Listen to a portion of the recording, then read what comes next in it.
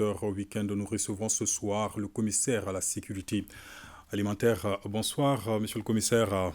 Bonsoir. Alors, le président de la transition procédera mardi au lancement du plan national de réponse à l'insécurité alimentaire, un événement couplé cette année au lancement des travaux de construction et de bitumage de la route Banankoro-Dioro et au redémarrage des activités de production de la Comatex SA. Quelle est la portée d'un tel événement pour vous?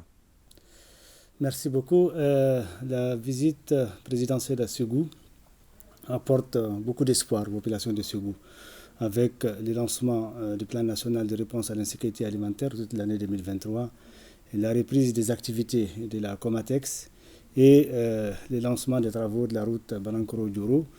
Toutes ces actions sont liées parce qu'on sait que la réalisation des infrastructures ou l'amélioration de la qualité des infrastructures routières améliore aussi l'accessibilité physique et économique des denrées alimentaires partout.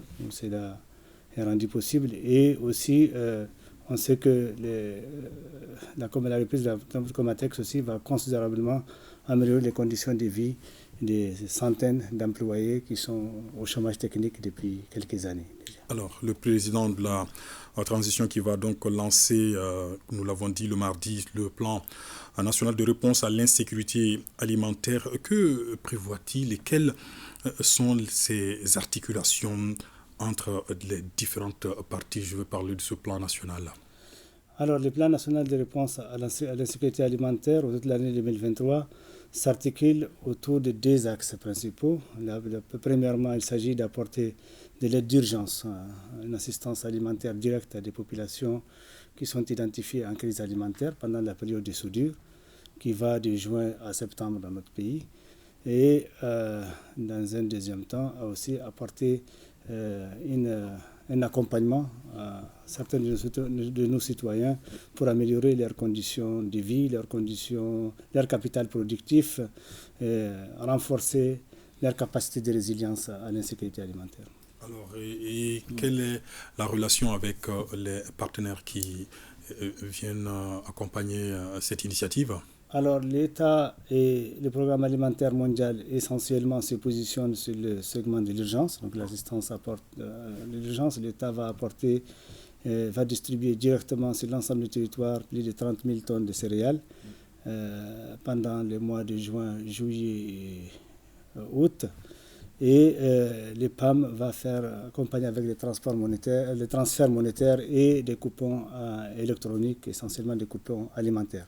Et quelle est la situation alimentaire réelle du pays au jour d'aujourd'hui? Les évaluations du système d'alerte précoce issues des deux sessions du cadre harmonisé, celle de novembre 2022 et la toute dernière de mars 2023, indiquent qu'en période de soudure, 1 246 000 de nos concitoyens seront en crise alimentaire et donc ont besoin d'assistance alimentaire directe. Et près de 4 millions ont besoin d'accompagnement dans le cadre du renforcement des moyens d'existence et le renforcement de la résilience à l'insécurité alimentaire et au choc climatique. Alors, des poches de sécheresse par endroits, des inondations, l'insécurité également par endroits. Le pays a connu également un embargo injuste de la CEDEAO. La combinaison de tous ces facteurs a-t-elle eu des répercussions sur l'état nutritionnel de nos compatriotes? C'est vrai que la combinaison de tous ces facteurs-là a contribué à l'atteinte de ces chiffres-là qui, il faut les rappeler, est quand même en baisse de 30% par rapport à celui de l'année dernière à cause essentiellement de deux facteurs. Le premier, c'est que la campagne agricole a été meilleure grâce à une pluviométrie abondante l'année dernière et aussi l'effort de nos forces de défense et de sécurité, surtout dans les centres. On a vu que le cercle de Nyono et une grande partie du cercle de Ségou étaient en phase de crise l'année dernière. Cette année, grâce à ces efforts-là, cette zone-là est sortie de la crise.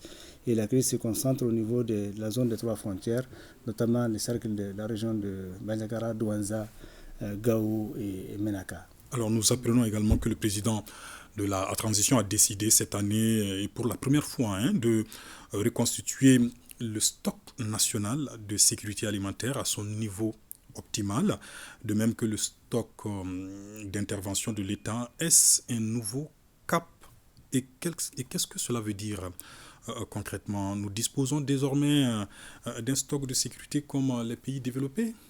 Oui, alors nous disposons des stocks de sécurité, c'est que nous avons ce que nous appelons des réserves alimentaires de sécurité, notamment les stocks d'intervention de l'État qui a vocation à intervenir, à permettre à l'État d'intervenir sur les marchés pour diminuer les tensions sur les prix des céréales partout au Mali, et les stocks nationaux de sécurité qui permettent d'intervenir directement par des distributions alimentaires gratuites partout où le besoin est.